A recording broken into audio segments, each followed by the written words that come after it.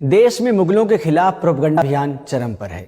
ऐसे में ज़रूरी है हम जाने मुगलों का हिंदुस्तान कैसा था। तो चलिए शुरू करते हैं। जब मुगलों ने पूरे भारत को एक किया तो इस देश का नाम कोई इस्लामिक नहीं बल्कि हिंदुस्तान रखा। हालांकि इस्लामिक नाम भी रख सकते थे, कौन विरोध करता। जिनको इलाहाबाद और फैजाबाद चुभता है वो समझ लें कि मुगलों के ही दौर में रामपुर बना, और तब तक भी बना जब रामपुर एक मजबूत मुस्लिम रियासत थी। नाम बदला जा सकता था, कौन विरोध करता। मगर मुस्लिम नवाबों ने भी रामपुर का नाम नहीं बदला तो सीतापुर भी बना रहा, जो कि वो भी मुस्लिम रियासत थी। अयोध्या तो बसी ही मुगलों के दौर में, रामचरितमानस भी मुगलिया काल में ही लिखी गई। मथुरा वृंदावन तो बसी ही मुगलों के दौर में, बनने से रोक सकते थे, कौन विरोध करता। आज के माहौल में मुगलों को सोचता हूं, मुस्लिम हुक्मरानों को सोचता हूं तो लगता है कि उन्होंने बेवकूफ़ी की। होशियार तो ग्वालियर का सिंधिया घराना था, होशियार मैसूर का वाडियार घराना भी था, और जयपुर का सवाई जयसिंह का राजशाही घराना भी होशियार ही था। तो जोधपुर उम्मेद सिंह का भी राजघराना भी होशियार ही था। देश के साथ गद्दारी भी की और आज सबसे बड़े देशभक्त भी बनते हैं। टीपू सुल्तान हो या बहादुर शाह जफर, बेवकूफ़ी कर गए। कोई चिथड़े चिथड़े हो गया तो किसी को देश की मिट्टी भी नसीब नहीं हुई, और सबके वंशज आज भीख मांग रहे हैं। अंग्रेजों से मिल जाते तो वो भी अपने महल बचा लेते और अपनी रियासतें भी बचा लेते।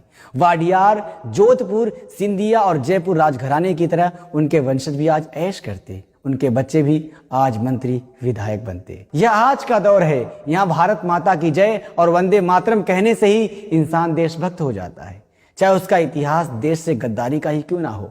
बहादुर शाह जफर ने जो 1857 के गदर में अंग्रेजों के खिलाफ पूरे देश की क़यादत की और उनको पूरे देश के राजा रजवाड़ों तथा बादशाहों ने अपना नेता माना। भीषण लड़ाई के बाद अंग्रेजों की छल कपट नीति से बहादुर शाह जफर हार गए और गिरफ्तार कर लिए गए। ब्रिटिश कैद में जब बहादुर शाह जफर को भूख लगी तो अंग्रेज उनके सामने थाली में परोसकर उनके बेटों के सिर ले आए। उन्होंने अंग्रेजों को जवाब दिया कि हिंदुस्तान के बेटे देश के लिए सिर कुर्बान करके अपने बाप के पास इसी अंदाज में आया करते हैं। बेवकूफ थे बहादुर शाह जफर। आज उनकी पुश्तें भीख मांग रही हैं। अपनी इस हिंदुस्तान की जमीन में दफन होने की उनकी ख्वाहिश भी पूरी ना हो सकी और कैद में ही वो रंगून और अब बर्मा की मिट्टी में दफन हो गए। अंग्रेजों ने उनकी कब्र की निशानी भी ना छोड़ी और मिट्टी बराबर करके फसल उगा दी। बाद में एक खुदाई में उनका वहीं से कंकाल मिला और फिर पहचान के बाद उनकी कब्र बनाई गई। सोचिए कि आज बहादुर शाह जफर को कौन याद करता है। क्या मिला उनको देश के लिए अपने खानदान की कुर्बानी से। ऐसा इतिहास और देश के लिए बलिदान किसी संघी का होता तो अब तक सैकड़ों शहरों और रेलवे स्टेशनों का नाम उनके नाम पर हो गया होता।